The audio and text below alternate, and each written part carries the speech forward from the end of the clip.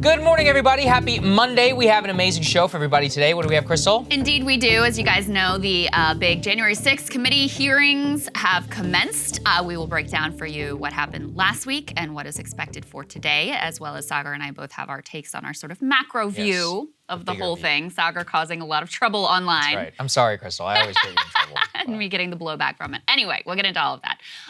Also, potentially a deal on guns. Yes. Chris Murphy, who has been leading the bipartisan negotiations with 10 Republicans, so that's how many you need in the Senate to actually get something passed. They have come up with a framework. We will tell you what is in that and what the likelihood of that actually becoming law is. We also have some grave new numbers on inflation with the Federal Reserve Board meeting this week. Very, very dire economic indicators there that we will get into. We've also got sort of both sides of the coin in terms of 2024. Increasingly alarmed Democrats questioning whether Biden's going to be too old and whether he is really the best candidate to take on potentially Trump, and also some indications on the Republican side of the aisle that Trump is also not clearing the field, and that especially Ron DeSantis is considering taking a run at this thing as well. Color me skeptical, but we will give you those indicators as well. We've also got the very latest from the whole WAPO in disarray, both in terms of Taylor Lorenz and that column she wrote that was filled with lies, and then they had to put it on an editor's note, and the editor's note was still not correct. Their own media columnist taking aim at that column in the Washington Post handling of it. Also, Felicia Somnez, who was the reporter at the center of the whole Dave Weigel situation, has now officially been fired. So we will tell you about all of that as well. But we wanted to start with your pocketbook and the extraordinarily dire numbers that came out the end of last week on inflation. Yeah, most important issue in the country. There's just no way around it. So we're filming this before the stock market opens, but right now all indications that the S&P 500 is poised to drop at least by 2.5%, possibly up to 3.2%, which the Wall Street Journal says would officially put it into bear market territory. So it doesn't, look, these are all semantics. They have technical definitions as to exactly means 20% how much down is from down. a recent high. That's right. So 20% down from a recent high, but look, even if it's down 17, it's not great. And all of it is spurred by the most recent inflation numbers, which, look, no way getting around it, complete and total disaster. Let's put this up there on the screen, which is that we now know that the year-over-year inflation is now up to 8.6% in May. That is the highest in the United States since 1981 and the new post-pandemic record. So that includes gas prices, food prices, and shelter costs, which drove the majority of the May increase, and there is no sign of a slowdown. In May alone, inflation was still up by a whopping 1%. And I think that driving into some of the other major indicators that show you how inflation is just nuking Americans' pocketbooks. Let's put this up there on the screen. The next one, please, which just shows you groceries are up 11.9% year over year. That's the biggest increase in take-home food since 1979. Jeez. Chicken is up 17.4%. Some very interesting stuff on the chicken supply chain. Restaurants up 9%. Fuel oil 107%. So if you're in a rural area and you have to pay for fuel oil based on contracts, you're getting absolutely nuked this winter. Electricity is up 12%. That's the largest increase since 2006. Rent is up 5.2%. I do want to say that is the national average. From what I'm hearing, the urban averages can be up to 15 to 20%. So that is just the national average in Podunk, wherever, where, if you include where the largest renter areas are, it's actually much, much higher for the majority of the population. Now, airfare is actually up 37.8%. That, again, is purely both pandemic demand-driven and jet fuel. Jet fuel, if you think gas is expensive, jet fuel is even more expensive. And then finally, and this is also extraordinarily troubling, is that services are up by 5.7%. So the fact that the service economy is already also jacking up prices just shows you that inflation really is, even at the most modest level, 6% there. But in many, many critical areas, you're seeing double-digit inflation in the most critical areas of life, Krystal. I just want to piggyback on what you're saying there about why the services number matters in particular, because that shows you it's not just supply chain issues. the idea for a long time was, and this is certainly part of the story because the pandemic disrupted supply chains, anything that required inputs, consumer goods, cars, all those sorts of things, those were going up because they're having trouble shipping the goods and, seamlessly around the world because we've set up such a sort of fragile supply chain. That is all still true, but now you're seeing that inflation hit every single sector, including services, which don't require those global inputs. Yeah, absolutely. So you conclude all of that, and we have a big mess on our hands. What's the White House's response? President Biden, he was actually at the port of Los Angeles, which is the kind of genesis of some of these issues. Who do you think he's putting the blame on? Name is Putin. Let's take a listen. Well, he's labor from forehead to the tip of his toes. He used to run the laborers' out union. Look, folks, today I'd like to speak about my top economic priority, fighting inflation. I understand Americans are anxious, and they're anxious for good reason. I was raised in a household when the price of gasoline rose precipitously. It was the discussion at the table. It made a difference when food prices went up. But we've never seen anything like Putin's tax on both food and gas. Well, did you know, Krystal, that Putin personally is taxing food and gas? It's funny. I've been seeing comments like, man, Putin is raising rent prices in like Ames, Iowa. Who knew the reach of the Russians? All powerful, all knowing. Just be honest with people. Just be honest, which is we have a supply chain crisis. Look, obviously we had crazy demand inflation as a result of both stimulus, but also just cooped up people going out and then spending. We have the summer driving season, and beyond that, beyond what went wrong, what are you going to do about it? Like, really try and give a plan to the American people, but they just have, it just mystifies me that they continue to think that this is the one area, which is the area of the public, which we have some polling we'll show later in the show, that they least blame inflation on. The public knows actually what's going on. Yeah, well, and there are all these pieces out now that are like, Biden is so frustrated that, they want to do everything they can about inflation, but there's just not that much they can do, and quoting all these economists like, what are you going to do? No. Okay, let's take the Putin price hike thing at face value, because it is very silly to think that's all the entirety of what's going on. But there's no doubt that that is a piece of it, especially when it comes to food prices and gas prices. Yeah. Because of, by the way, our own actions and deciding to embargo Russian oil. Okay, well, it's not like we're totally hands off from that conflict and we have nothing to do about it and there's nothing we can do about it. In fact, we could be putting pressure on both sides to come to the table and negotiate a compromise so that that war ends and that Putin's price hike goes away. Right. So even that is extremely disingenuous, like, it's out of our hands, it's the war in Ukraine. We're shipping tens of billions of dollars in aid to Ukraine. We are deeply involved in this thing at every single level. We could be putting that pressure on, but we're not. So even on that front, even if you take the Putin's price hike thing at face value, like, there are things that we could do there. Oh, yeah. Even beyond that, and let's put this next piece up on the screen here from Jeff Stein about who Americans blame for inflation. And they're not wrong about this, by the way. The number one place area they place the blame on is actually corporations trying to increase profits.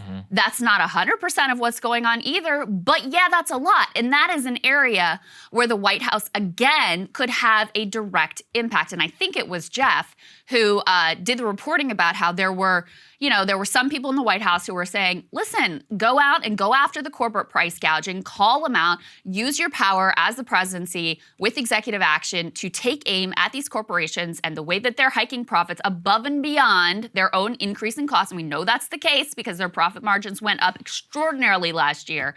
But they didn't want to they were nervous about doing, they weren't sure that was the right thing to do.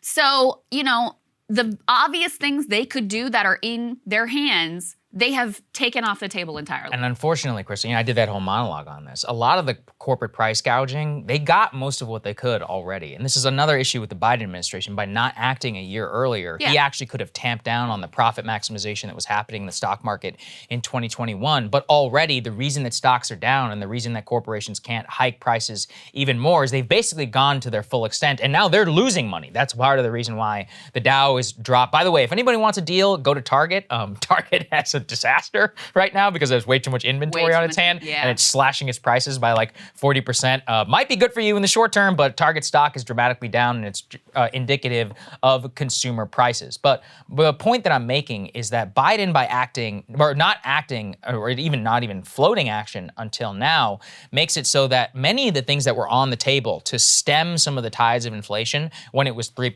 4%, are almost impossible whenever you're talking about 12%. Here's the other issue. Is anybody really going to give Joe Biden credit for dropping from 12 to 8? I mean, 8 is still a disaster. So by not getting out ahead of it, he's screwed himself politically and actually resigned us really all to pretty much runaway inflation. And I think my scariest thing that I saw this morning, which is from Bloomberg, which is that this is a headline. Federal Reserve Chairman Jerome Powell is facing an increasingly grim calculus. He probably has to push the economy into recession in order to regain control of prices. And look, this is Biden's fault. I mean, to allow things to get so bad and to have the political system essentially break down that now all we have left is the Fed. Well, the Fed it's a blunt tool. You know, it has one instrument. Has always been the knowledge. They can push us into recession. That will certainly drive demand down. And sure, it'll take care of inflation, but then we're going to have unemployment at 7%, 7.5. I mean, it's a disaster. And it's not like, even by pushing the economy into recession, let's say that we do drive price demand of gasoline. Okay, I mean, right now it's $5. What are they going to push it to? $4.50? $4? That's still very high. I mean, by not dealing with the supply problems, which is the job of Congress and of the president, they're truly, I mean, we could have a stagflation type scenario. Yeah. I think we really are back in the 1970s. Yeah, and again, just one more point on there are things that the Biden administration could do. All right, he's already, war in Ukraine, pushing to end that. We didn't have to embargo Russia's oil, but we made that choice. Biden made that choice. You didn't make that choice. Biden made that choice. Okay, that's one thing. They've already flipped on their Saudi policy, so they're now bending the knee to MBS to try to convince OPEC to increase. Please. Yeah, to increase oil because Saudi oil so much more humane and so much more humanitarian than Russian oil. All right, there's that one. It wouldn't fix the whole problem, but you could do the Iranian nuclear deal and also have access to Iranian oil. But then the Saudis won't pump oil. You could, that's true. Then you have the Venezuelans that you also, it's not like there's nothing that you could do that's on the table, but gas is probably one of the more difficult things ultimately for them to deal with. And if you look at the numbers, Biden's approval rating slides down and down and down as the gas price goes up and up and up. So, as you hear pundits talking about all of the various things that are going on in our politics, you would be hard-pressed to find a more direct indicator of how Biden's doing than what the gas price ultimately is. With regards to the Fed meets this week. We will have an announcement later this week as to what their next move will be. Prior to this report, the expectation was that they would hike interest rates by another 0.5%. And now there are a number of analysts who are saying because of this report, their expectation is that we will have a 0.75% rate increase. So that's part of why, it's actually a big part of why the markets are kind of in free fall right now, is because they recognize that those inflation numbers will push the Fed towards more aggressive action, which, I mean, that's what the whole point of that is to tighten the supply, to make money, to make it so that people have less money, are less able to purchase things, less able to take out loans, to slow the economy. And to ultimately, I mean, it is looking increasingly likely that it is going to be impossible to have a soft landing and we are headed to a recession. There's no soft landing. They're going to have to destroy the housing market and they're going to have to do something called demand destruction, which is basically raise rates and make it so impossible for capital in order to borrow that they can't have any investment. And I honestly think that is the worst possible outcome because we're going to destroy our housing market. I'm not saying that it didn't need to cool down, but capital expenditure is going to go way down. What happens in the middle of recession? People don't invest in anything. They just start cutting costs. So we're going to be pushing businesses back to the incentive of just-in-time delivery, just at a moment where we shouldn't have just-in-time delivery. We actually need to make it cheaper for corporations in order to indulge in inventory because part of the issue that we all fell into in the pandemic was that inventory became a nasty word, having it on your books, so corporations did just in time, and then the supply chain crisis hits, and boom, we all get hit with a massive price increase. So we're actually reverting away from where we should be. We're going to be in a much more precarious economy, and ultimately consumers, I was just reading this morning, food at home cost, as in grocery store food, is somehow higher than restaurant food. Somebody needs to explain that to me. It's 11% inflation for food at home, and it's only 7% in a restaurant. I don't know what's going on. I think the government should investigate that. But beyond that, I was reading some 35-40% of customers are now engaging in different price and price sensitivity for grocery stores. They're not shopping in the way that they normally were. They're buying half gallons of milk instead of gallons of milk. People are like pouring water into. This is 1930s Great Depression level, and this is like little kids. Here's the other thing. Shrinkflation is happening. Cereal boxes are now 17% less than what they were like 2 years ago. So you're getting less cereal for the money. Now you're having less milk to give to your kids. It's a real, that stuff leaves real scars on families for a long time. Kids grow up with that, remembering how their parents had to scrimp and save on this. It's not good in the richest country in the world. We talked about how since the expiration of the child tax credit, half of families, say they're struggling to feed their families and feed their kids. And a large part of that is loss of the child tax credit, which, the foolish calculation there was, Republicans will definitely join us to reauthorize this, or it'll be a great issue for us in the midterms. None of that worked out. But families are really struggling because of its expiration. And then the other part, obviously, is prices going up. Mm-hmm. And so the money that you do have is just not going as far as it used to or anywhere close to that. And as we were just saying, the gas price piece is so extraordinarily difficult. And what you're seeing is all of the things that make up the largest percentage of working class people's budgets, gas, rent, food, are some of the highest levels of inflation across those categories. And it's just brutal. There's no other way to put it. Let's go ahead and put the gas price let's start with gas. Piece up on the screen so you can see hit $5 mark.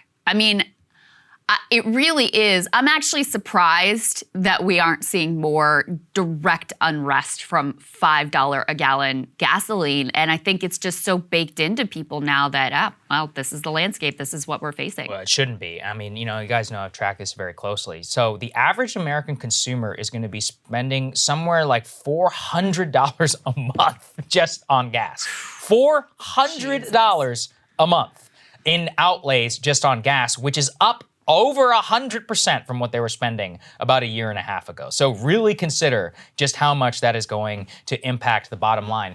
California right now is at $6.43 a gallon, okay? There are 40 million people who live in California. That's 12% of the US population. And we have multiple states now that are pushing $5 a gallon. You can see there who are just watching, the West Coast is getting destroyed. Oregon at $5.50, Washington $5.50, New Mexico $5.30, Nevada $5.60, Alaska and Hawaii are both pushing $5.50 as well. Now, there's a state called Illinois. Somebody may want to tell me if it's politically important at $5.50 a gallon. Indiana pushing $5 a gallon as well. And you can see there are multiple states in the Midwest. Michigan at $5.20. Ohio is pushing $5. Pennsylvania, where they have some very important elections, is over $5 a gallon. New York is at $5 a gallon. Massachusetts, so the Midwest. Cheapest gas in the country remains in the state of Georgia. I still have not been able to figure out exactly why, but kind of interesting there. And the Sun Belt in the South, below $5, but still, even in my own home state, Texas, with a ton of oil refineries, they're at $4.66. So this is a national story. Everybody in the country can feel the crunch that is happening with the gas price, and it is just demolishing folks. To their credit, actually, the Today Show over at NBC News just went and interviewed normal people at the gas pump, and they were like, hey, how is this affecting your life? Let's take a listen to what some of those people had to say. The average price for a gallon of gas has now hit $5, according to AAA, the most expensive in history. It's totally insane. I was actually dreading coming to the gas station because I know it's going to be $100 once I pump.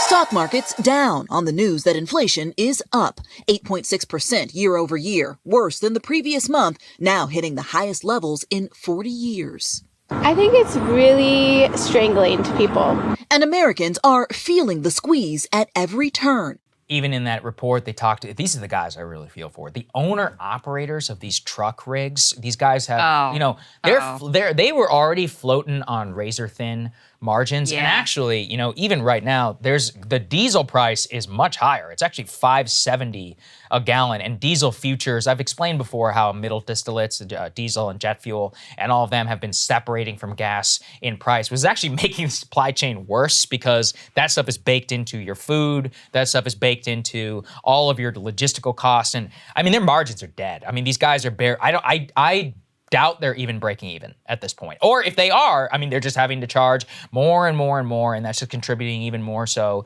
to runaway inflation. So gas and diesel are destroying a lot of the pocketbooks of Americans. If you include food, people are substantially poorer today than they were 2 years ago. I mean, to the tune of almost like 16 or 17%. Well, and then we also wonder why don't we have enough truck drivers? Oh, yeah. Right? Yeah, right. Because they're literally losing money, in the contracts on those, a lot of those owner operators, extremely exploitative to start with, and then you add in the gas crunch, it's just completely intolerable. I don't know how we get out of this one. Like you said, I'm honestly kind of surprised.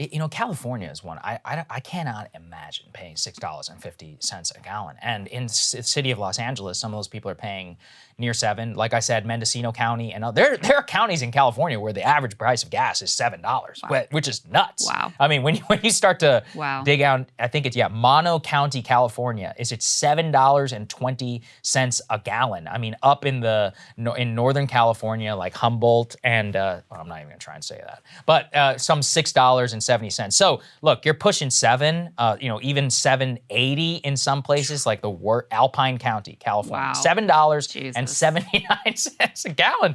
This, like I said, there's a lot of people there, and California in a lot of ways has been over $5. It really is the future, but also we're not seeing demand destruction in California. People are still driving. They still have a lot of stuff that they have to do. They've been cooped up there for 2 years, so Well, this they is have just no baked choice. in. Yeah, well, I mean, especially there you have no choice. and then you couple this with, a lot of bosses who are like, get your asses back in the office for the white collar workers, which is not helping things either. Our public transit in almost all of the country is complete shit, so people don't have any other option. What else are you gonna do? You have no other choice.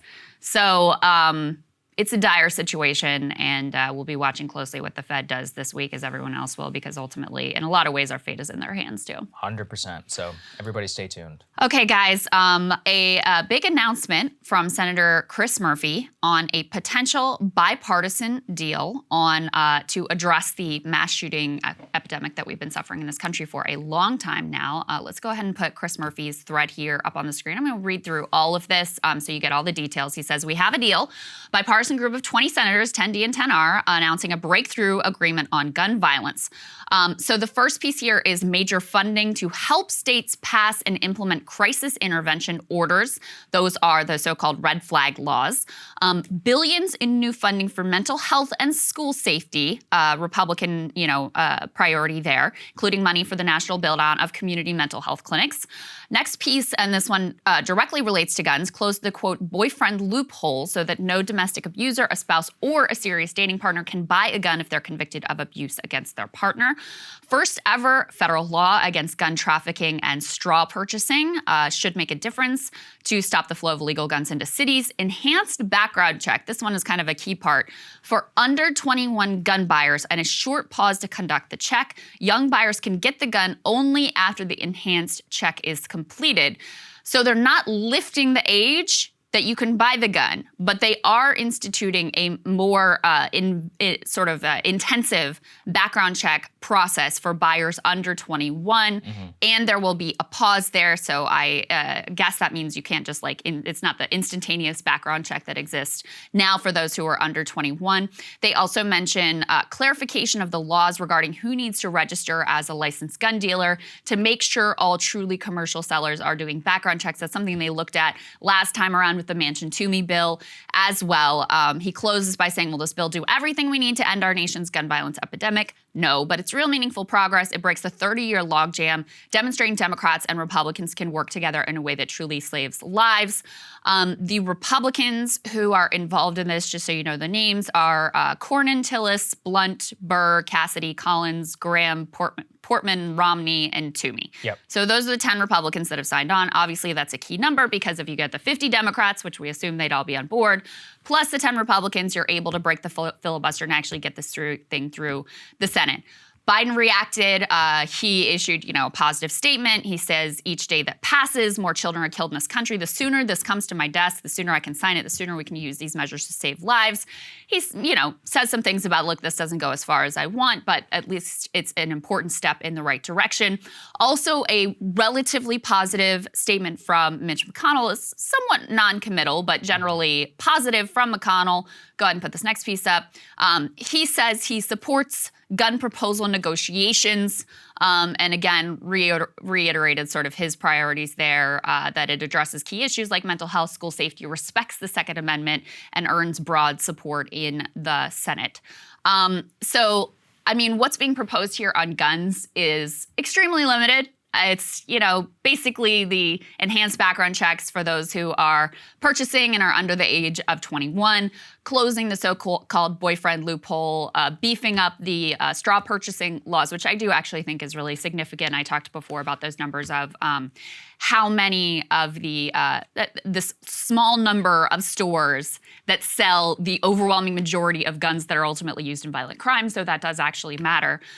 Listen, I said before, is this like everything that I would want it to be? No, of course not. But I feel it's so important just to get something done so the American people have some sense of like, oh, we actually are able to react and enact legislation after something horrible happens where there's overwhelming public support in favor of doing something. So from that perspective, I certainly support it. There's still, though, Saagar, a lot of question marks whether it will actually get through. The legislation hasn't been drafted. This is a framework. And the other piece here is Republicans want the money for mental health, these community clinics, to be offset by other budget cuts. Where will that come from? So that's a big question mark as well. Yeah. We always have to play deficit fakery, but not whenever we ship arms to Ukraine, of course. Okay. Well, of course, yes. That's totally different. We love Americans' priorities here, of course. Look, like I said, I've voiced my own concerns about red flag laws. That being said, it's not a terrible bill because what it does is it provides funding to states if they want to pass a red flag law. So it's not forcing a national red flag law. It says that they will implement crisis intervention orders and fund those centers if the states choose to do so. So look, I'm generally a supporter of federalism. So if that's what they want to do, then I think that's fine. It's up to the states like Connecticut, New York, or others, or Florida, and how they want to have enforcement. And ultimately, that has to be litigated at the state level. The rest of it,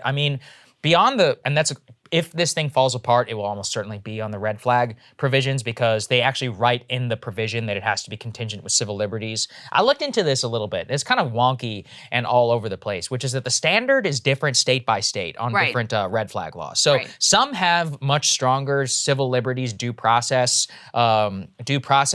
like provisions within the state. I think Colorado is one, but there's actually a much higher barrier to proof on like mental health commitment than there is on the red flag due process part in states like New Mexico. So anyway, that is going to be a point of contention. That's where the NRA always points to, by the way, whenever they come out against these things. I do actually think that this one about the juvenile background checks, that one's great because even though it doesn't raise the age to 21, it makes it so that you're allowed to look at juvenile records and have a more further investigation for people who are buying under 21. Given that we have these limited number of instances with the Nicholas Cruzes of the world and the guy who shot up the Uvalde school, and they both had some past instances, brief whatevers with law enforcement and were known having some sort of investigative period, without also infringing on people's rights to buy a gun. Overall, I think it's like not a terrible piece of legislation. Like I said, as long as it leaves it up to the states to be able to do what they want. And I actually do think it's going to pass, Krystal. I do. Even though it is these 10 Republicans and it has some possibility to fall apart, the weakest link in the chain is going to be John Cornyn, given that he's from the state of Texas, and Texas does not support red flag law whatsoever. So he is probably the most likely to fold there, given political pressure. The rest of them are either retiring or they're very much in like kind of a more centrist position, like a Lindsey Graham or Bill Cassidy or even a Tom Tillis in North Carolina. He comes from a more conservative state. But the rest of them, so actually Susan Collins could have some shakeup there. Maine is a very pro-gun state, actually, because it's more rural. So we'll see, like I said. But overall, I mean, I think that NRA and gun orgs will probably come out against it, given the red flag provision. But I don't think they're going to fight as hard, given it doesn't ban anything. So, right. That's, NRA is against literally everything. Yeah. So, I mean, they're not a constructive partner in any of these talks or discussions. I'm interested in seeing the details of the mental health provision because, I do think that's extremely important. People having access to mental health resources. We know that mental health is a massive and growing challenge in America because of a whole host and range of issues.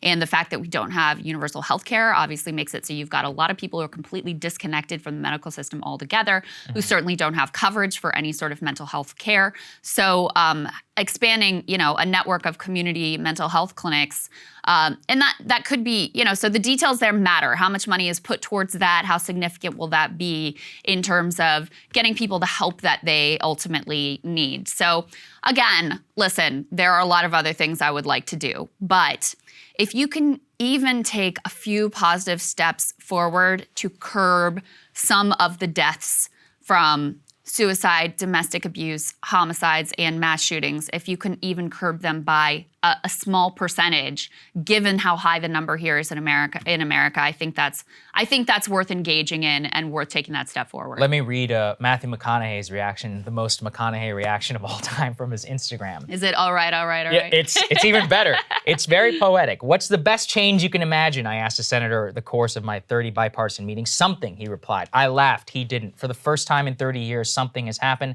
The Senate has agreed on a bipartisan framework. Something has been done in an effort to stop some of the deranged individuals with every horrific act, abuse, and hijack the Second Amendment. Something has moved that we can hope we can deliver on our shared effort to make the loss of so many lives matter. I do offer a firm handshake and a sincere thank you to the members of both sides who came together. Camilla and I would like to specifically thank the Republican senators. Let's recognize that today's announcement doesn't mean that we have a solution, but it does support more responsible gun ownership. Just keep living, McConaughey. It's longer, but it's written also in like, I don't know. It's not iambic penta.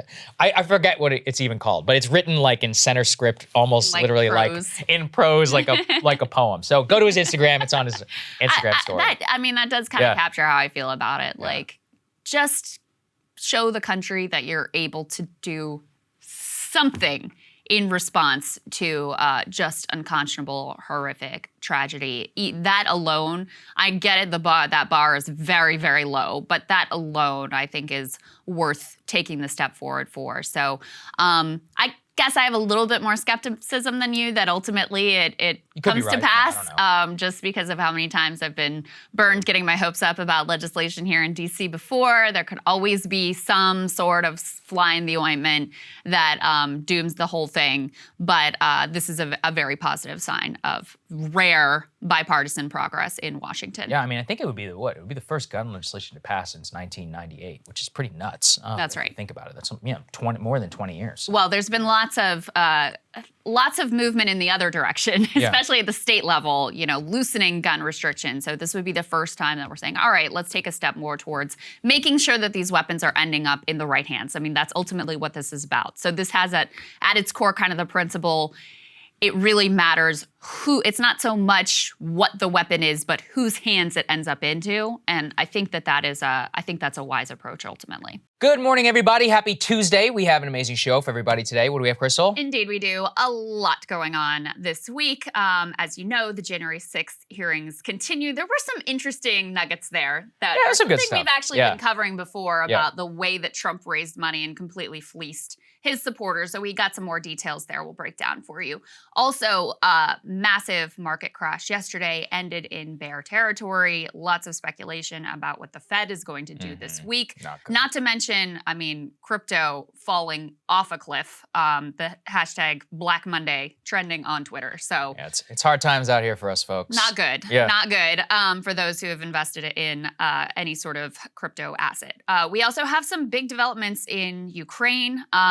Some new indications that this is really pretty stunning. You all know how much we're sending in terms of millions of dollars worth of weapons and aid to the Ukrainians. And it turns out we really have no idea what they're up to. They're not giving us the full picture of how things are going or what their plans are or any of that. Apparently, we're not really pressing them for that. This all comes as there are new indications that they are really struggling with Russia in the eastern part of that state. So we'll tell you about that. Also, a big day for the Amazon labor union yesterday as Amazon is trying to pull their own little stop the steal situation and overturn those rightful election results. We also have... You knew this was going to happen.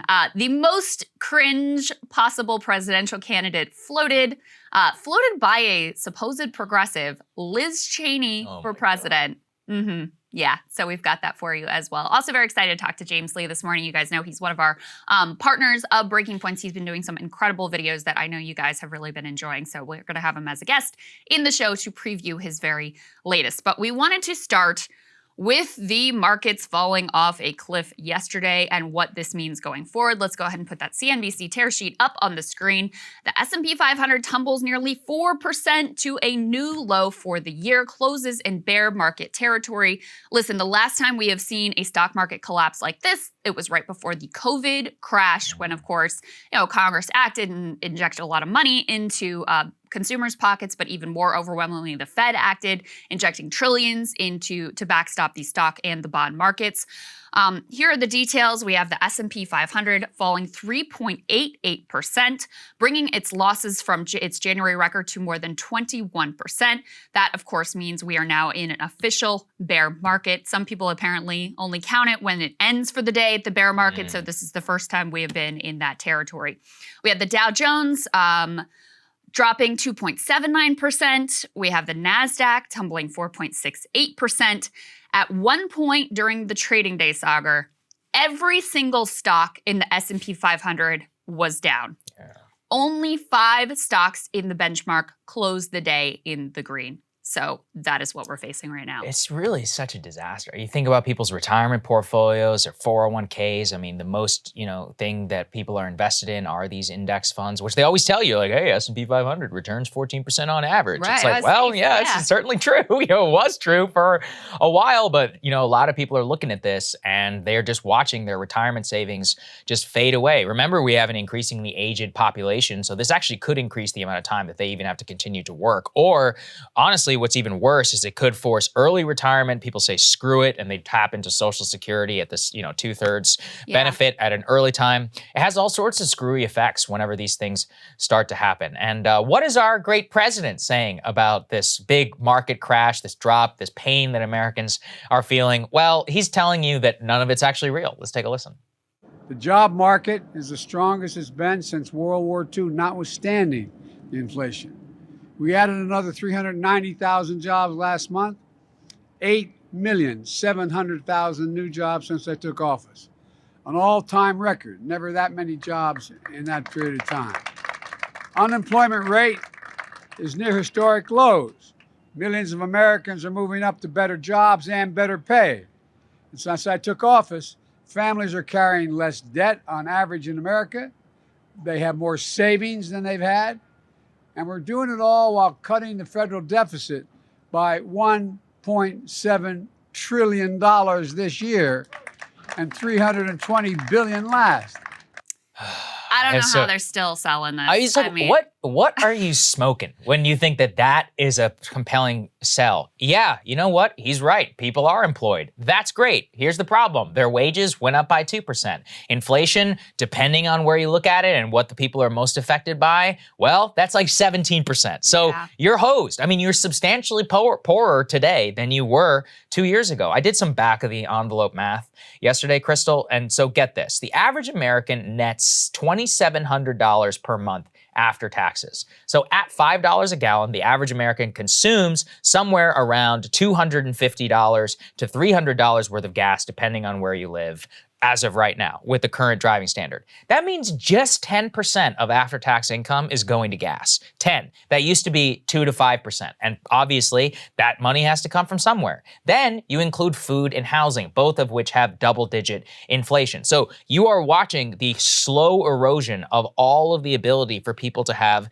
consumer spending. I don't know why the president cannot speak to that and continues to try and gaslight people. This is Obama 2.0. I remember it so vividly. 2011, Obama's like, the economy's great. We're coming out. We have they had all these fake charts just like Biden. And meanwhile, people lost their homes and they were working 2 jobs and they were underemployed. I mean, if anybody other than idiot like Mitt Romney had run against Obama in 2000, he was eminently beatable. I read George Packer's book. It's called The Unwinding. It was actually written in 2013. And it was a real precursor to all of the problems that we have now. And he specifically spends time all across the country, like in Obama's America at the time. And it tells the same stories. Like, man, a lot of blue collar people, they have all this credit card debt, housing debt, even they lost their homes. They have no ability in order to climb out. A lot of them tapped into that Social Security, like I'm talking about previously. Same exact situation. Yeah. And the president is gaslighting all of us. It's living in parallel realities. Credit card debt has reached an all-time high. Yeah, that's right. That is as of last month. That is a flashing red warning sign. And I mean, just look at,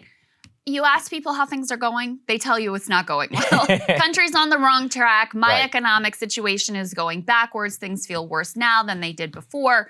People are not stupid. And so Democrats keep going back to this notion of like, oh, the media is just not really telling you how great the economy is. You don't really understand how good the economy is and how much we've done for you. Not gonna work, guys, not gonna work. And it just makes you seem, because you are completely disconnected from the stress and the pain that people are feeling right now. And, with regards to the stock market, of course, it's a relatively small slice of America that really benefits from the stock market when it goes up. But these sorts of things, a bear market doesn't always precede a recession, but it oftentimes does. Like I just said, the last 2 that we had, one was before the COVID crash, which ended up being brief because of all of the trillions of dollars that the Fed and Congress injected into the economy. The other was before the housing crash. That's the territory that we're looking at right now. And on the way down, you end up with this sort of like mutually reinforcing negative cycle where those people who do depend on or have significant retirement savings, they start to get nervous. They start to pull back. Everybody starts to pull back in terms of their spending. They start to save more, have a lot less liquidity. You add on top of that, of course, the inflation that is already squeezing people and making it so that they have less and less and less that they can spend just in discretionary spending.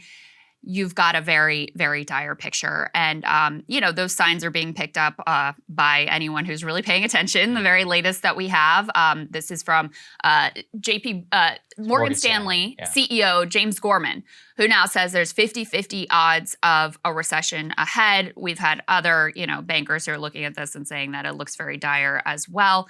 You also have, as we talked to you about yesterday, the Fed meeting this week. And previously, the expectation had been, all right, we'll have another 0.5 point interest rate increase, which is, again, significant, but not crazy. Now, they're talking about, okay, probably the baseline is 0.75, and some are even projecting we may have a full 100 basis point Fed hike. Go ahead and put this Bloomberg report up on the screen. This is the JP Morgan morning trading note. CPI changes the narrative of recession as inflation accelerates again. Go ahead and put the next piece up from Bloomberg. Pockets of Wall Street raising the possibility that the Federal Reserve could go to extreme lengths on Wednesday in an attempt to control the hottest U.S. inflation in 4 decades. Consensus expectation still 0.5 percentage point, but you have 2 banks revising their calls for the potential of 75 basis points as well. And you do have some outliers who are saying they may go all the way to 100 basis points. Stephen Englander, global head of G10 FX research at Standard Chartered Bank, he says 50 was the big round number 6 months ago. Meanwhile, 75 is a very middling type of hike. So the Fed might say, look, if we want to show commitment, let's just do 100. So when you see the market reacting in the way it is this week, this all comes on the heels of that dramatic inflation report we had last week and their expectations of what the Fed is going to do to significantly tighten the economy, and probably ultimately they're going to trigger a recession. I mean, it's just hard to see how they avoid that at this point. And the problem with these interest rate increases, Saagar, as you know, is it takes something like 9 months to a year to actually see the full effect of what they're doing now. So when you see these inflation reports coming in, they're acting right now and they're making these dramatic moves, potentially a full point. Well, you don't actually feel the impact of that till a year from now to see what that actually did to the economy. That's why this is such a blunt tool. That's why it's so difficult to gauge this appropriately and not go too far and trigger a really, really painful recession. And that's what we're facing down right now. And the other, kind of wild card piece of this too is it's not just the interest rate hikes, it's also what they do with their balance sheet. As you guys know, because we've talked about it a number of other times on this show, the Fed, in order to backstop the stock and the bond market, they bought a lot of assets. They have a huge, unprecedented, huge balance sheet. They're allowing those assets to roll off. At what pace they do that? Well, that's like adding on another maybe 0.5 point interest rate hike on top of what they're already doing.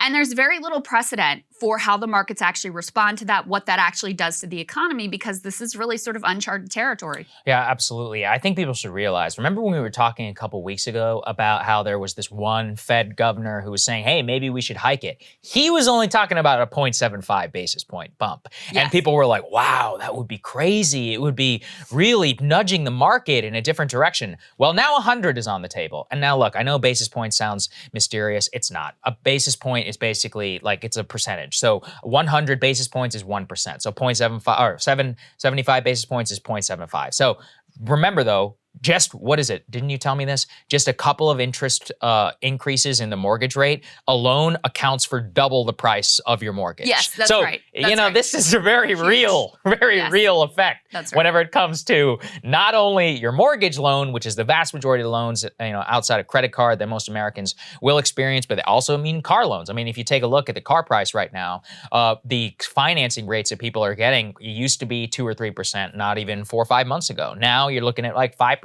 If you have great credit, 9, 10% if you don't have it. So consider then what that means for you and how much more you're going to be paying in a cash basis for all of these new assets that you might have to finance on top of existing credit card debt, which we already know is sky high and it already has ridiculous interest rates. So to have 100% or 100 basis point increase even on the table is insanity, because it will almost certainly trigger a massive sell-off on the Dow and on the S&P 500. And like I said, it dramatically decreases the available capital to these businesses, which means they can't invest, which means they have to cut costs in order to maintain profitability and even try to keep their stock where it is. So all of this means, at the end of the day, less power for you, both in your wallet and in your ability to really have gainful opportunity and employment. This stuff bleeds through the economy like a virus. And unfortunately, the real issue to me is it's not really going to do anything except put us into recession. I was just reading this morning, the complex market conditions which led to cheap gas over basically the last 10 years, that's never going to happen again. We were all basically being subsidized by Wall Street traders who were pouring hundreds of billions of dollars into these oil companies so they could drill and drill and drill. Well, now they're fed up, they're done, they want profit. So there's not a lot you can do there. On top of that, we have a massive supply crunch given what's happening with the Russian oil embargo by the Europeans. So the complex market conditions that existed for cheap gas are now gone. I was talking with Peter Zeihan recently. He said something which has really struck with me, which is that the globalization of the last 1990s have basically made it for the last 30 years. That's why inflation was so low, because we adjusted to just-in-time delivery, we stopped having inventory, we made a much more efficient economy, but less resilient. So the higher efficiency meant that we had low inflation, but all of the supply side factors are disappearing overnight on top of an over-financialization of the economy. And that leads to where we are today. So it's a real tragedy. I don't see a way out of this for, 5, 10 years. I mean, it takes hundreds of billions of dollars to crawl out of this hole. And here's the thing, because we basically live in a failed state where the president and Congress are unable or unwilling to act. And the Fed is left as the only thing that we're like, well, you guys do what you can do. That means either way you get screwed. I mean, if they hike interest rates to curb inflation and they spark a recession, you get screwed. If they don't do that and inflation continues to run rampant, you get screwed. I mean, it's just completely, the whole thing is it's a disaster. And the Fed's policies up to this point have also helped to fuel that inflation. I mean, the reason we had all these asset bubbles to start with was because of the trillions that the Fed injected into the economy. They helped to fuel this massive inequality that we have as well. So, since we don't have any other mechanisms at our disposal, the only thing the Fed can do is make it so you have less money to spend. So that to curb demand from you, that's the only thing that they can really do to deal with the situation. Dealing with the supply chain issues, dealing with gas price. They don't have any control over any of that. Yeah, All that's right. they can do is curb stomp demand. That's it. And so that's why this landscape is so dire, and why, this is something we've been looking at and predicting and worrying about for quite a while, but the moment has kind of arrived. It's here. Yeah, it's very, it just shows you that the supply side stuff that's on this is just not going to get dealt with. Instead, policymakers are very likely to adopt a fiscal crunch at the same time that you have a major crunch. So you're basically going to get squeezed from both ends. Right. And unfortunately, I think we're headed in for very hard times. So let's move on to the crypto part of this. Just basically, people are calling it Black Monday as to what happened yesterday. Let's put this on the screen. Did a decent job of just summarizing this. This is from the Indian press, but Bitcoin and Ethereum crashing over 70% from their peaks, with investors losing over $2 trillion in 8 months. So the price of Bitcoin, even right now, is trading at a low that we haven't seen in a long time, $21,000. I believe that is the lowest price since 2020, so almost 2 years of gains erased in those markets. Ethereum also as well. A Bitcoin, obviously the original kind of cryptocurrency that absolutely took off, but Ethereum was one which has been used quite a bit in the NFT marketplace, and others kind of became a secondary asset. It has much more ability in order to have faster transactions and these things. That obviously also crashed. And if you consider that, let's go to the next one, which we are seeing chaos in the crypto trading exchanges themselves. So Celsius, which was one of the largest crypto trading networks, actually banned trading for a long time yesterday, freezing withdrawals as all of those assets began to plunge. Here's what they said, quote, "Due to extreme market conditions, today we are announcing Celsius is pausing all withdrawals, swap, and transfer between the accounts. Quote, we are taking this action to put Celsius in a better position to honor over time its withdrawal obligations." So anytime that you have a bank or a quasi-financial institution say you can't take out money and you can't do anything about it, people are obviously going to panic, and Celsius definitely took it on the chin. It reminds me also of a filing, I believe it was an SEC filing by Coinbase, which put out and they said, look, we're not in a position right now where we have to stop trading or we have to do anything, but it is possible that one day, should market conditions arise, that you won't be able to withdraw your Bitcoin. So it's like, wait, hold on a second, what? And that was buried, in one of their SEC filings. This has always been, and I've always warned people whenever they get into this, I'm like, listen, there ain't no FDIC that's coming to save you for, in terms of what $100,000 or what, unless if you have crypto, it is not insured whatsoever. That's You're basically putting your faith in that financial institution, and we've now had several instances, not only Celsius, but we'll remember that stablecoin story that we talked about here, Terra USD, which basically just stopped floating one-to-one to the US dollar. There's major problems that are happening. And like I said, let's put the final one up there, which is that they're referring to this as Black Monday. I mean, look, the reason why it's going down, I think there's a lot of cope that people are talking about. I think the basic fact is that Bitcoin, and look, I love Bitcoin, but let's be honest here, Bitcoin people, which is that it's basically trading as an asset that tracks with the S&P 500. Same with a lot of these places, and with the ability and the crunch in cash in particular, lack of liquidity, people are pulling out of all assets, and that also includes Bitcoin, Ethereum, and the crypto market. So it's actually an interesting theory that I'd seen floated by a couple of friends of mine before, that loose monetary policy actually was juicing the crypto markets, which zero doubt about it. Zero doubt seems about to be that. true. Yeah, So, no, there's absolutely zero doubt about that. I mean, ultimately, crypto is not used very much at all as like actual money, mode of exchange.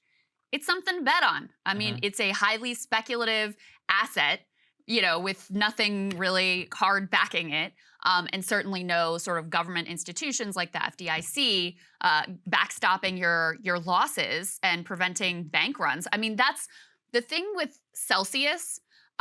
Is this was just basically a bank run with no government protection around it. So there's all this language and lingo around crypto, like this is something totally new and totally different. And in some of these instances, it's like nothing really new. Just you as the consumer are less protected. Like that's the innovation. I mean, they have a quote here actually from someone his name's Corey Clips, and he's a CEO of a different of Swan Bitcoin. So he's like a pro crypto guy, but with regard to Celsius specifically, he says this was yet another bank run. You're not reinventing anything here. They were promoting their services as a better savings account. In the end, you're just another unsecured lender. So that's the reality. And a lot of that sort of like, shaky underpinnings is being exposed right now as, the markets fall and crypto sort of leads the charge because, of course, when the markets drop, the very first thing to drop the furthest and the fastest are the most speculative assets. That's crypto, that's NFTs. I also just want to say one other thing. The chief executive of Celsius, this is how disgusting some of these people are. This guy's a scum. Hours before they suspended withdrawals, totally screwing over the people who had trusted them. He hit out at critics on Twitter, denying users were having trouble withdrawing funds and accusing them of spreading FUD, a popular crypto acronym for fear, uncertainty, and doubt. Hours before they pulled the plug. That's how scummy and sleazy some of these actors ultimately are, how they will directly lie to the people who have trusted them and enriched them the most. And that's why all of this, it does really upset me because I think there are a lot of people who are going to be they're going to be beside themselves. I mean, who really believed in it, put their life savings into it. I mean, really risked it all thinking they were getting in on the new big thing. And now that, there's everybody expects a recession, you see the markets dropping and the writing is on the wall. But it was not that long ago that the sort of conventional wisdom was this mania of the stock market only goes up. It will only go up. There's no risk. You can only, no matter where you get in, it's just going to keep going up and up and up. And crypto is this safe hedge against inflation and all of these things. Total fairy tale.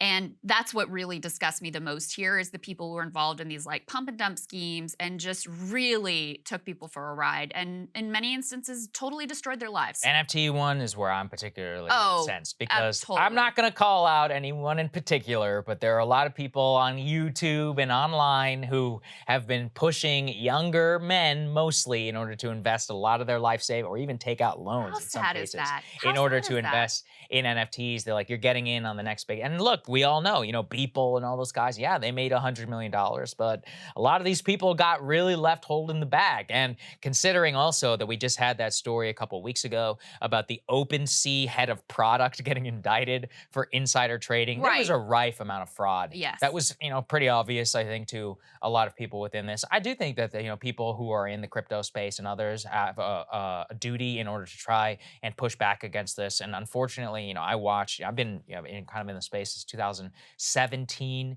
and I watched it all get taken over by a lot of scammers, Really? who are, oh yeah, absolutely. I mean, if you go back to the ethos of kind of the original Bitcoiners, it really, look, I know you may not agree, but it was a utopian kind of ideal of I we're going to agree hedge against idealistic inflation. to start with. Yeah, and it was like, look, the financial crisis, it shook our faith in the markets, the Federal Reserve and quantitative easing. We're going to have this asset which will allow free flow of money that the government can't crack down on in some cases. And there was a lot of utopian ideals about Bitcoin Nation and reimagining government. And then, frankly, I think the Winklevi kind of coming in and starting the Gemini trading exchange, trying to start.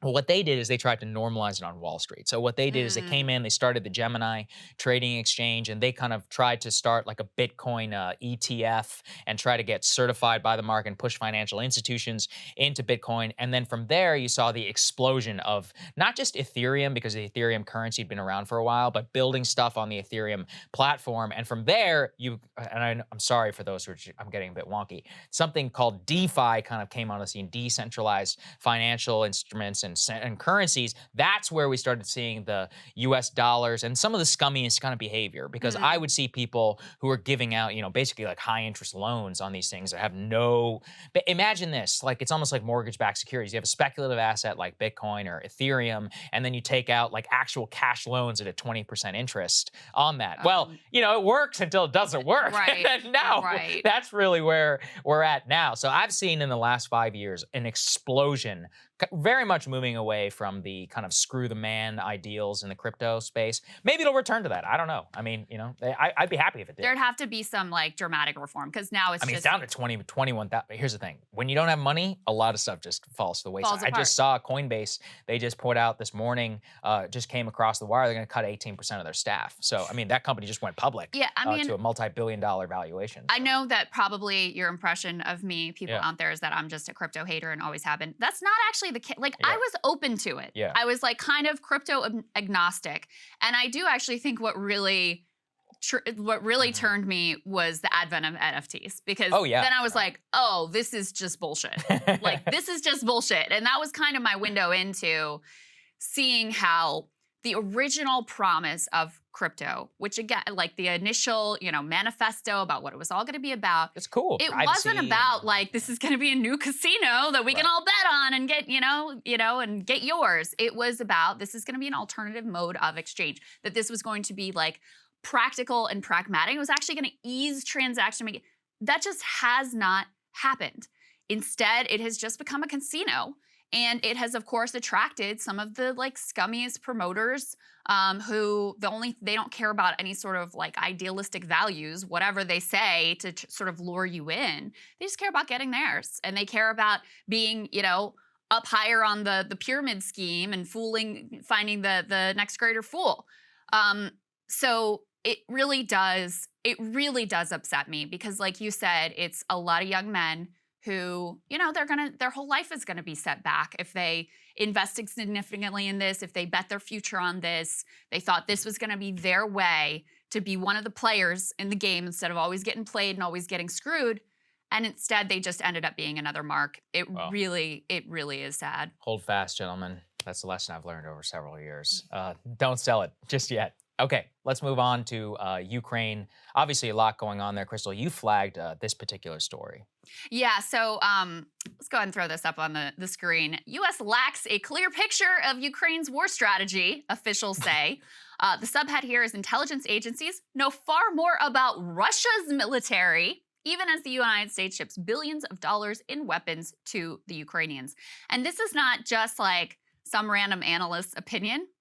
Avril Haines, who's the DNI, the Director of National Intelligence, testified at a Senate hearing that, quote, it was very hard to tell how much additional aid Ukraine could absorb. She went on to say, we have, in fact, more insight probably on the Russian side than we do on the Ukrainian side.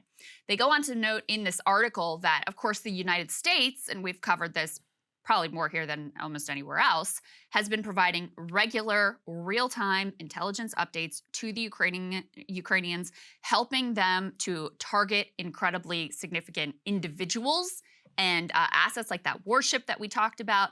And yet, in high-level conversations, U.S. military intelligence officials are not getting that reciprocity from the Ukrainians. Of course, since they've been, quote-unquote friend of ours, we didn't develop any sort of like intelligence capabilities to spy on them and figure out what they're doing. But we do, of course, have the capability with the Russians. That's why we understand more about what the Russians are doing and what their losses are.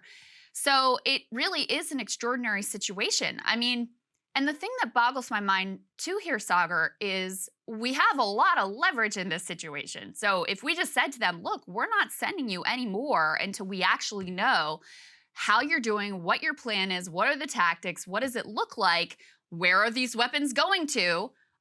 We could very easily say that, but apparently we are completely comfortable just flying blind here and crossing our fingers and basically like trusting the Ukrainians, who have every incentive to, and I'm not blaming them or researching them for this. They're in a fight for their survival. They have every incentive to lie and manipulate us in whatever way is convenient for their war effort.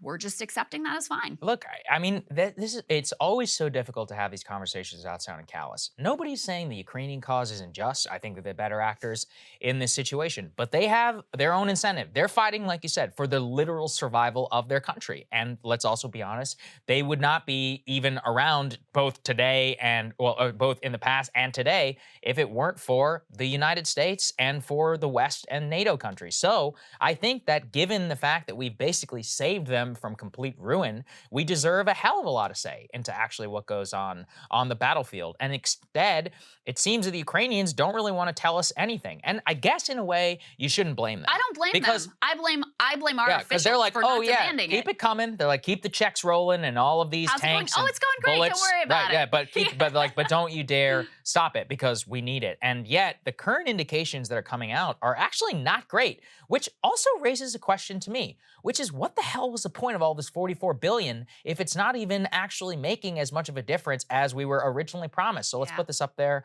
on the screen. You know, Ukraine is now telling specifically both NATO and the West that they fear defeat in the East without a surge in military aid. And actually, the new information that we're getting is that this is according to the Ukrainian government, is losing between 100 to 200 soldiers, KIA, killed in action every day. That is with about 5 times that number that are injured daily. This is not a joke. 100 to 200 casualties, 500 or 600 casualties per day on the battlefield.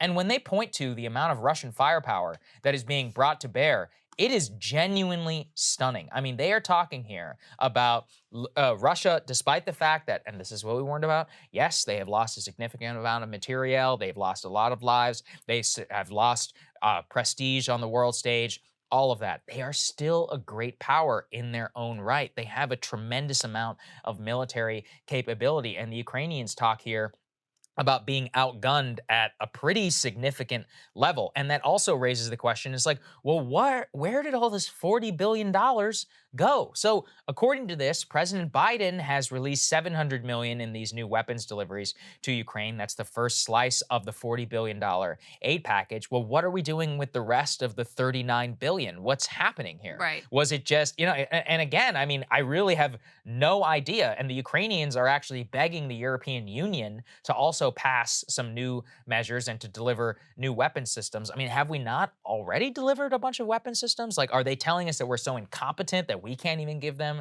the material that they need? This is where it matters for our government to actually understand how things are going on the ground. Yeah.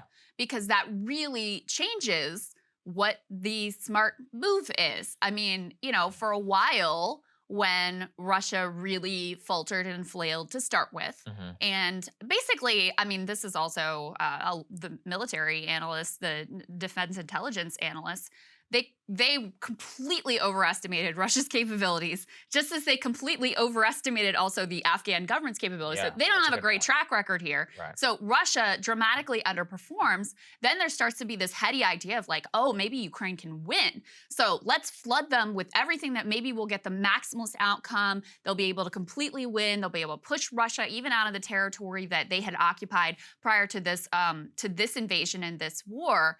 Well, now that situation has very much shifted, and the Ukrainians are even being forced to admit at least part of the reality that they are suffering significant losses in the eastern part of the state. So all of these dynamics have a dramatic bearing on whether it makes sense for us to continue the flood of weapons into the state, whether it makes sense for us to, this is what I've been pushing for the whole time, to really put pressure on for both sides to come to the table and try to negotiate a settlement, which is going to include pain and, significant concessions on both sides of that equation.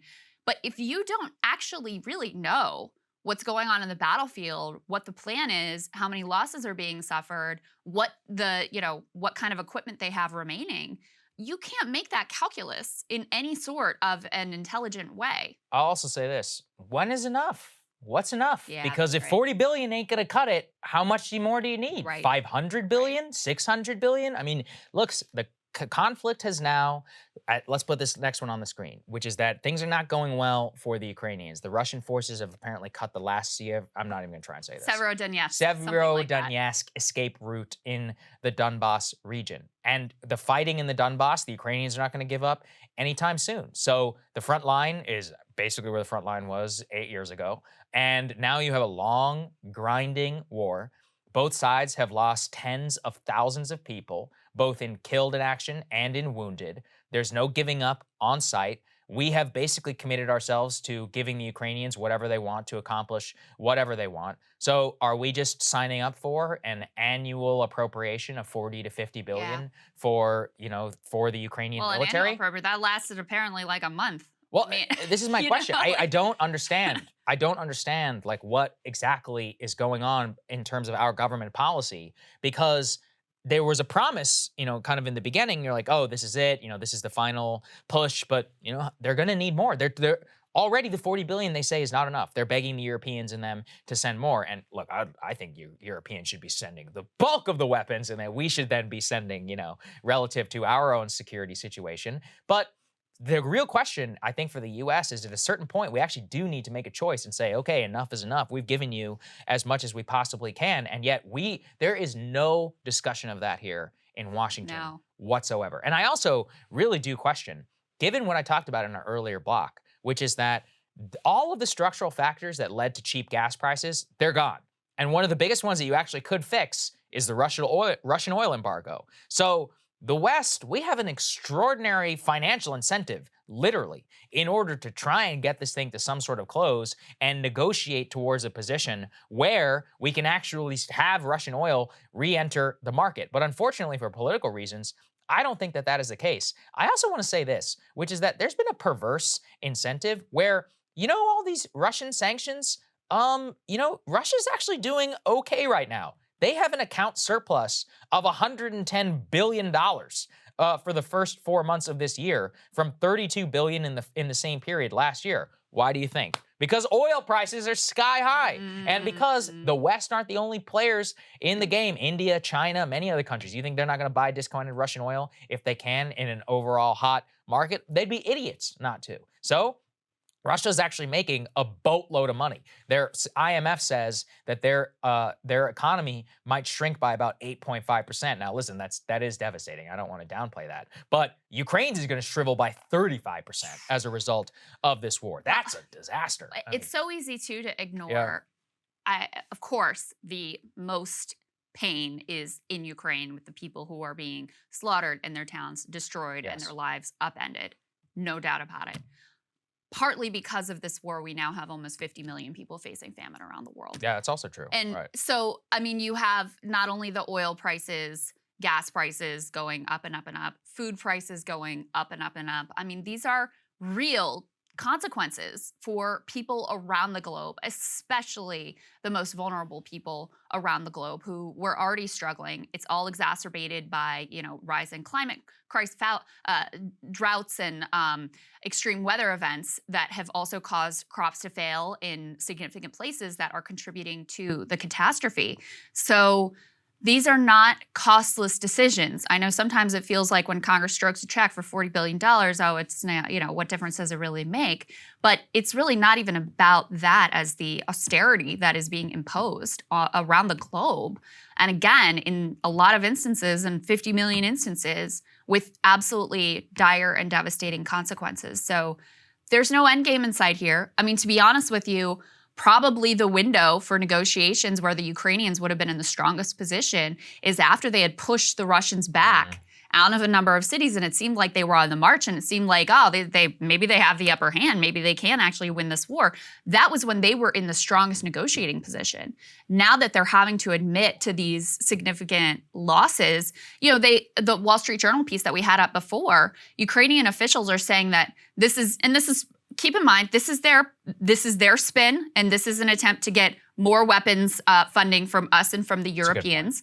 But they say, without a broad and rapid increase in military assistance, Ukraine faces a defeat in the eastern Donbas region. But that's not all. They say that would pave the way for Russia to pursue its offensive to Odessa, Kharkiv, after regrouping in coming months, they say, potentially all the way back to the capital, Kyiv, after that. So the fact that Ukrainians were able to push them out of some of these places, that's not set in stone. Those gains can be reversed, especially if Ukraine is outright defeated in the eastern Donbass region. And right now, from what we can tell, it is not going well. Yeah, it's just all about political pressure, on Putin, which is right now he doesn't have a lot of incentive, obviously, in order to, especially with the high oil prices. Right. And that's not going away anytime soon. Yeah, so that's he's going to be floating able his to economy. continue He's to okay. float the economy and bankroll a lot of what's happening here. So look, yeah, I mean, the fact that we have given them so much, and this is the end result. Look, they obviously are heroic. They've been able to push back and more, but the more and longer this grinds on, the worse I think it is going to be for the Ukrainians, just because that's how it works when you fight a superpower. And that is the longer and more likely that we get pulled into this thing in the long term, because the longer that conflicts run, the more likely that things can go wrong. All it takes is one new advanced weapon system that the Ukrainian guy barely knows how to use, and that is open source, that's been out there, that we have to train these guys how to use these weapons because they literally have no idea and have never had any training on it's them a different platform. before. They're complex, highly I'm technical. not denigrating them. Yeah. It just is what it is. And so, look, all it takes is one of those to get fired into the wrong place, one commander, and that's it. And then now we're in a whole other diplomatic snafu. And also remember, this is the other kind of chauvinistic mindset for a lot of Americans. We're not the only player in this game. Right. There are the Lithuanians and the Estonians and the Romanians and the Brits and the Germans. I mean, in France, these are all NATO countries. So we also have to trust that they are doing the right thing in terms of what they're helping the Ukrainians with, because an attack on them is also going to eventually bring us into this. And we have a massive alliance. Now Finland and Sweden are apparently going to be in this thing as well. So the potential for a massive escalation, which is completely accidental, remains. And everybody continues to say, like, oh, well, none of that has happened yet. It's been 4 months. It's been 100 days. The idea that you can evaluate the efficacy of your policy after 100 days is insanity. 100 days after the invasion of Iraq, we would have said there was an explosion of freedom in Baghdad. And then, the invasion of 100 days after knocking Gaddafi off, you could have made a case. You're like, hey, Libya, look at this. People are choosing freedom, all of this. Call me in 5 years and we'll figure out exactly how this thing all worked out. Big news coming out of the Fed yesterday. Let's go ahead and put this up on the screen here. So the Fed approved a 75 basis point increase. Again, 75 basis points. That just means 0.75%. For some reason, they like to say it that way. On Wednesday, that is the largest rate rise since 1994. All officials at that meeting projected rates rising to 3%. And I do think we should reflect for a moment on how much the Fed has moved in terms of the lengths they are willing to go to tighten the economy. When you say tighten the economy, I mean, that means taking money out of your bank account. I mean, that's what they're trying to do here, and very, very likely to trigger a recession at this point, because what they have done so far hasn't worked. I mean, we just got this extraordinary inflation report last week that led them to move from increasing 50 basis points to 75 basis points. Some analysts were even saying we might get 100 basis points.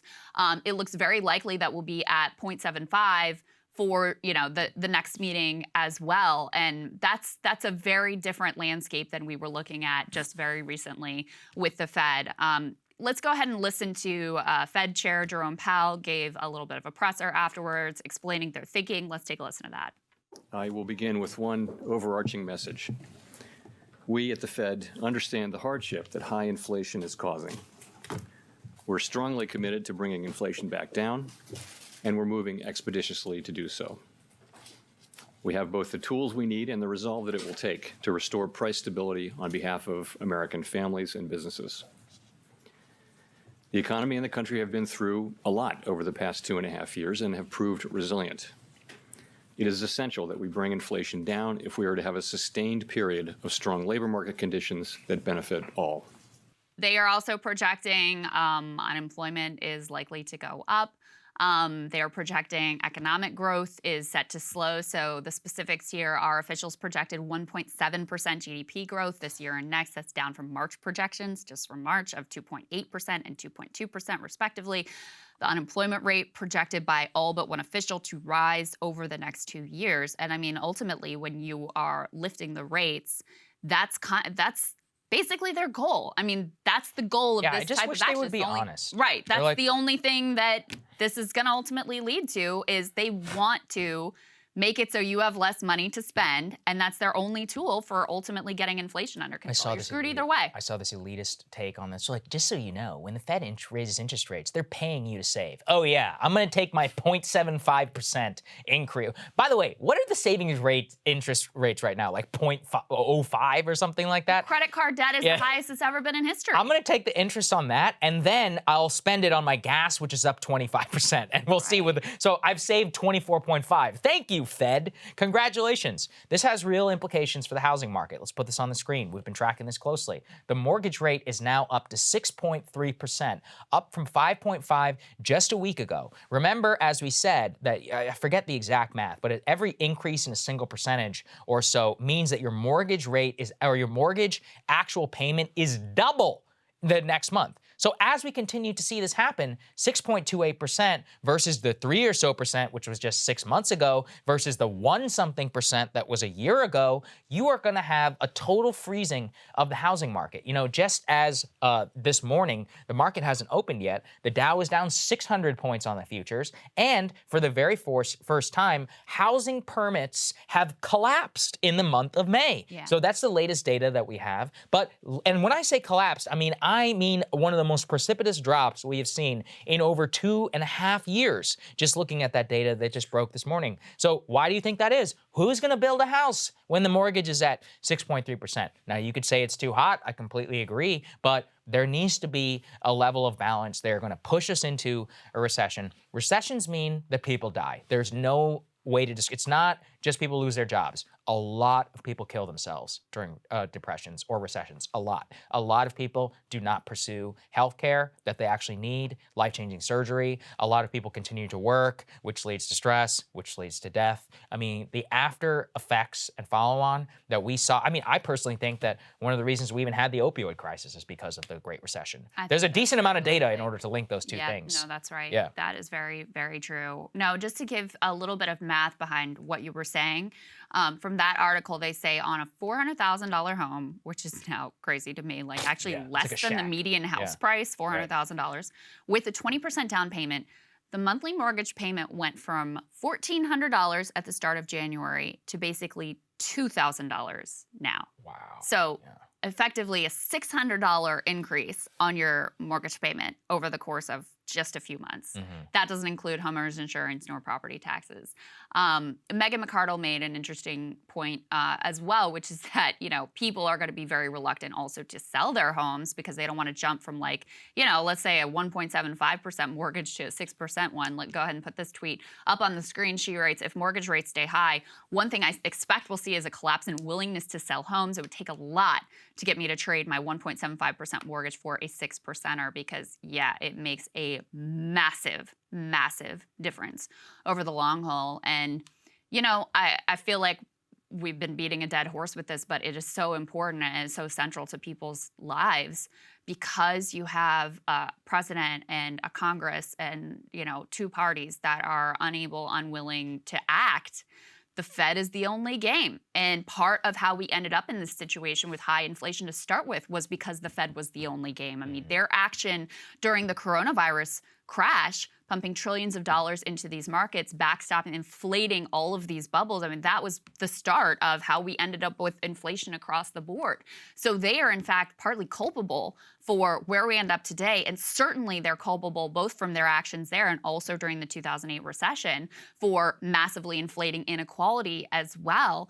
And, you know, we've got a lot of problems that are causing inflation. I think we should all be troubled by the fact, too, that what the Fed has already done hasn't worked because there's also no guarantee that these increases in rates are going to fully address the inflation issues that we even have, because yeah, they're it not won't. I mean, look, part of it was demand, but honestly a lot of the demand part has already burned off. has burned off, yeah. Credit card debt sky high, savings way down. So a lot of that has already burned off. And yet that's the only lever that they're willing to pull. And that lever is the one that destroys you and your finances, rather than dealing with, oh, hey, there's supply chain issue. Oh, hey, we have a war in Ukraine that's causing massive price spikes as well. Not to say that's the only thing going on, but the Fed has nothing to do with the Ukraine war. The Fed has nothing to do with supply chain issues. Those all continue to go undealt with and unresolved. And you are unlikely to get inflation under control anytime soon. I mean, look, even if you crash demand, okay, let's say we crash demand, we induce a recession. I mean, people still need to drive. Yeah, some extra driving might come down, but the gas price is still probably going to remain above $4 a gallon. That's not a victory, in my opinion, right?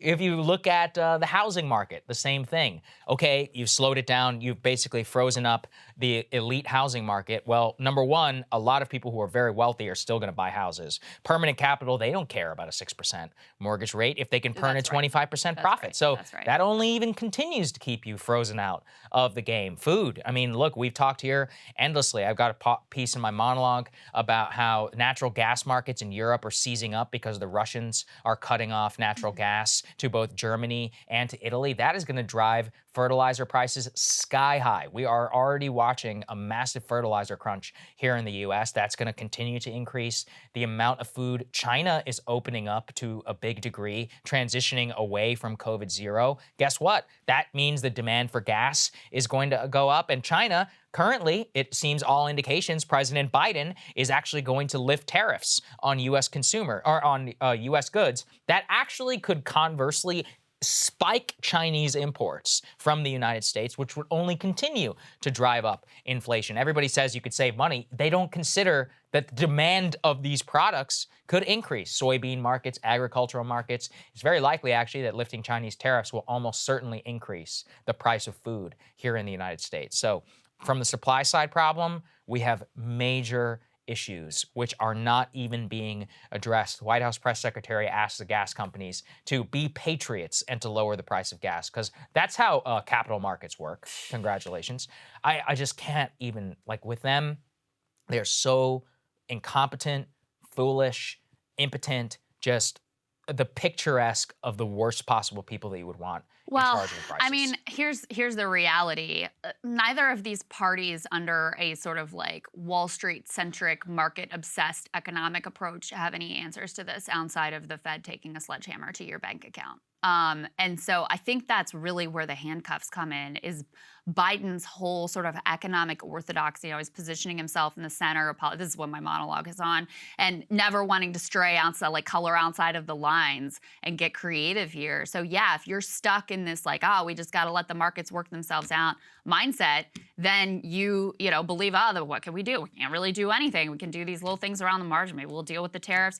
Maybe we'll take the tariffs off, which I don't, even the people who are pushing that don't expect it to have much of a positive impact. So even at the best case scenario, let's say you're wrong about it fueling inflation, even the best case scenario, no one is saying this is going to have like a significant impact. Biden himself, they did this whole, let's go to Iowa, let's boost ethanol production, let's make the case that that's going to lower gas prices.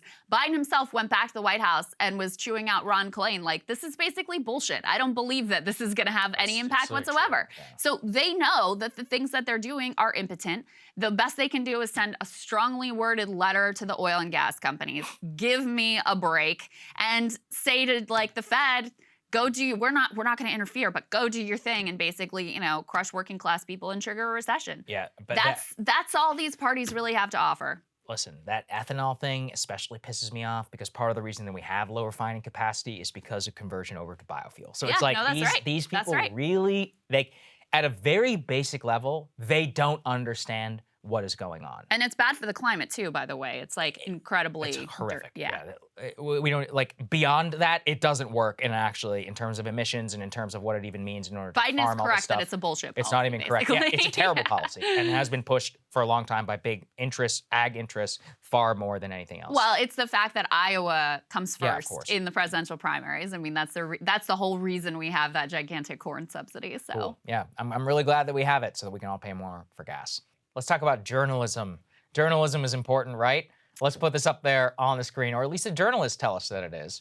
65% of journalists surveyed in a new Pew Research survey say that news organizations do a, quote, very or somewhat good job of reporting the news accurately. Do Americans agree? No. It's actually 35% of Americans who say that they do, while 43%, the majority, say that journalists do a bad job of reporting the news accurately.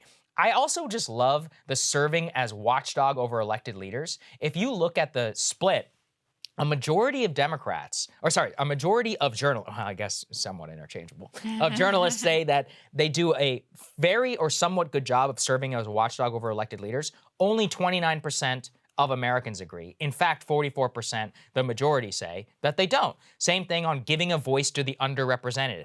46% of journalists say they do a good job. Only 24% say that they do. Americans overwhelmingly agree at 45% that they don't do a good job, a very or somewhat bad job of doing so. Same thing on managing or correcting misinformation. 43% of journalists say they do a good job. 25% of Americans say they do a good job. 51% say they do a somewhat or a very bad job of doing so. So, what is the overwhelming trend that emerges from this? Journalists think very highly of themselves. Americans, not so much. They pretty much are reverse on the question of every single issue. Let's put this up there on the screen too.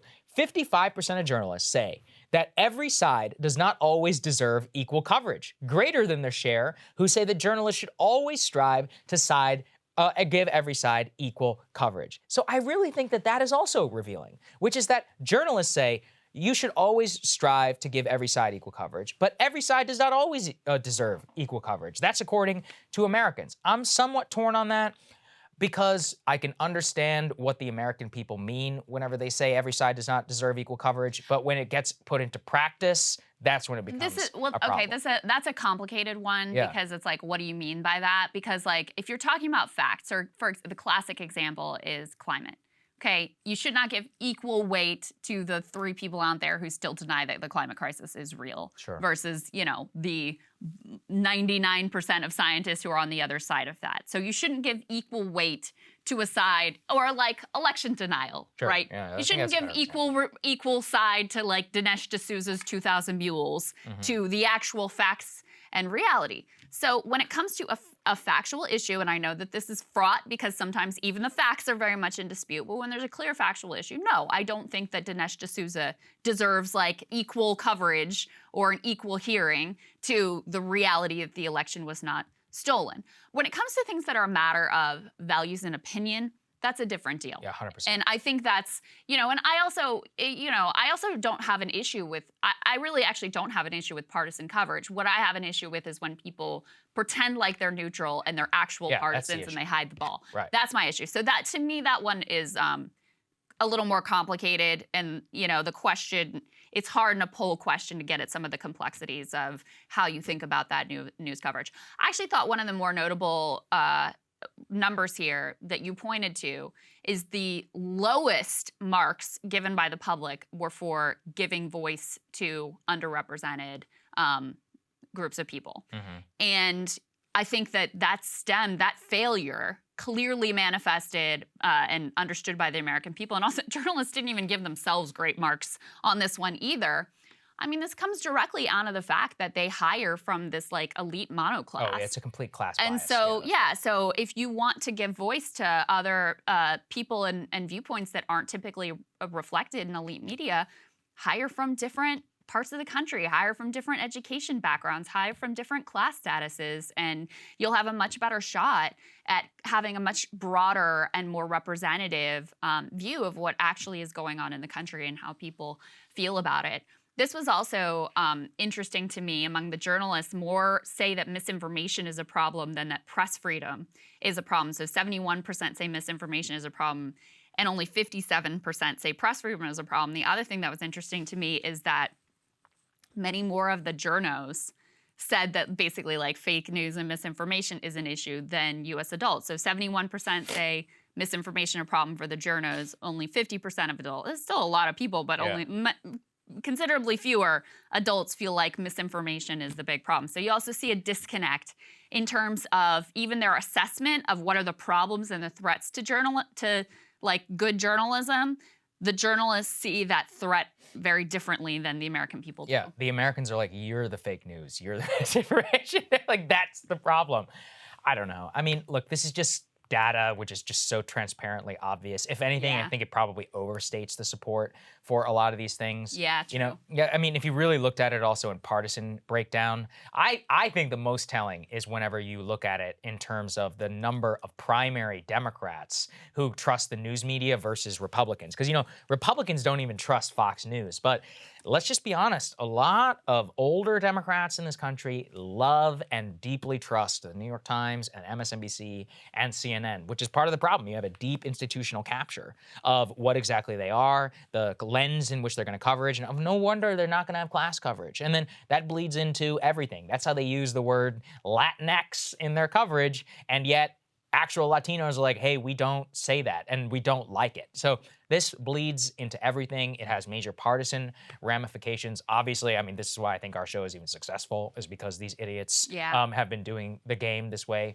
for so long. And I honestly don't think it's going to change. I think it's just so captured by this insanity that it can't reverse. Look at the Washington Post. We covered it.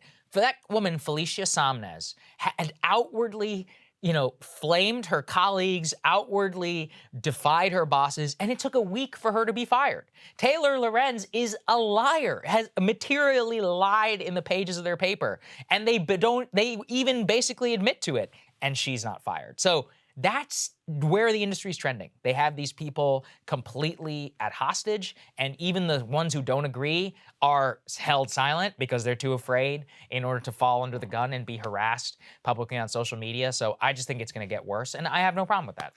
There's something else interesting in this data, which was a age divide between how journalists themselves feel about their jobs. So 3/4 of journalists 65 and older feel that their job has a very or somewhat positive impact on their own emotional well-being.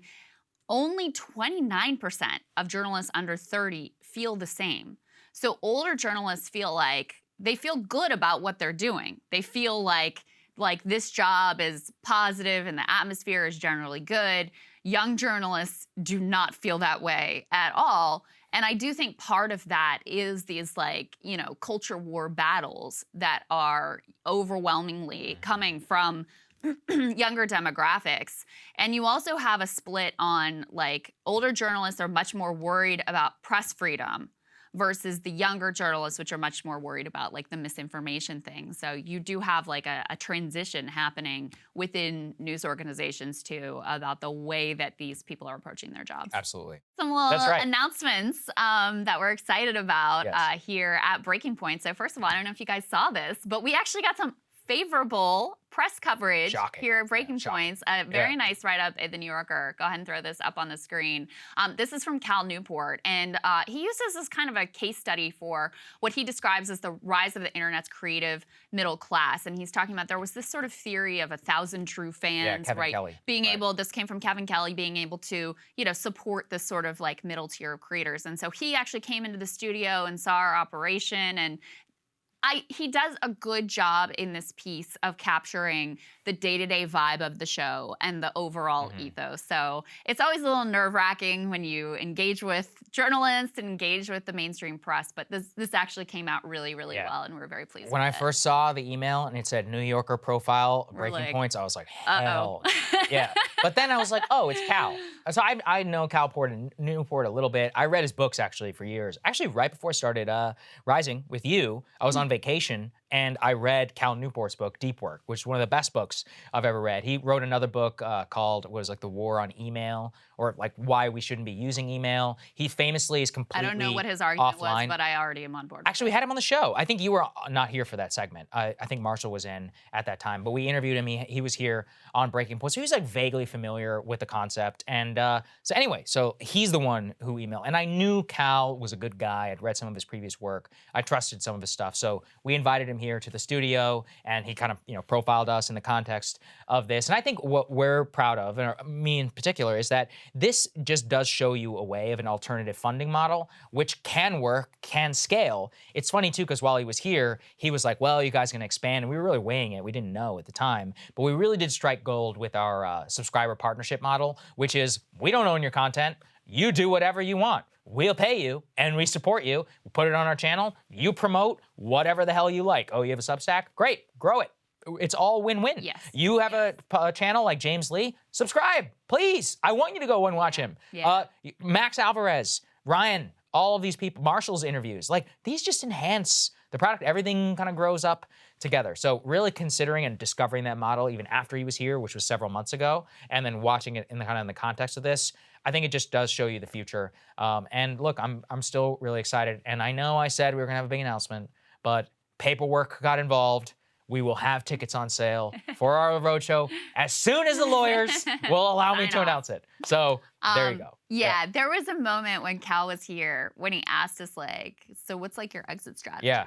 And Like, what are we you both talking were about? sort of like, what? Yeah. Well, because he was like, oh, why don't you just build it up and take some cash and sell it? And we were like, I don't really have any interest in doing that. Not what we were, Yeah, we were like, not why we're here. That's not at all why we're here. I hope that comes through to you guys, that really genuinely, we love doing the show. We love hearing from you. We love trying to come up with new ways to deliver a better product and, a broader product and have on the ground. That's what really motivates us here. And so it was cool to see, that captured in this piece a little bit. Yeah, he got it. Yeah, he did. It came through in the piece that he sort of got what we were doing here.